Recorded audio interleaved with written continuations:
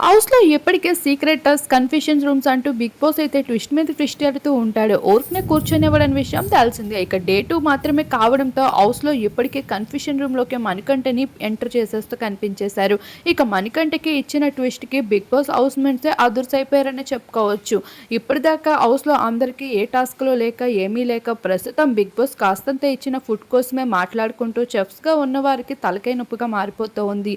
ఇక ఒక్కొక్కరు వండుకోవాలనుకుంటూ ఉండగా ఇంకొంతమంది వంట బాలేదని, కారం ఎక్కువైంది అంటూ ఇక వాళ్ళైతే ఆమ్లెట్స్ ఏసుకుంటాము అంటూ అడుగుతుంటే అసలు కుకింగ్ సెక్షన్‌లోకి అలో లేదని, అందరూ ఒకేసారి మాత్రమే తినాలి, ఒక్కసారి మాత్రమే వండుకోవాలి. అంతేగాని ఎవరికి నచ్చినప్పుడు వాళ్ళు వండుకుంటాము అంటే కుదరదు అంటూ ఇక్కడ బేబక్క, అలానే సోనియా, ఇక అఖిల్ వీరందరూ అయితే మాట్లాడుతూ ఒక విషయాన్ని నిర్ణయం తీసుకుంటూ వచ్చేసారు. ఇక ఈ విషయంపై కాస్తంత నిఖిల్ అయితే నెగెటివ్ అయ్యే ఛాన్స్ అయితే ఉందనిపిస్తుంది ఇలా చెఫ్‌గా మారాక. మరి మీకేమనిపిస్తుంది అనేది కామెంట్ చేయండి.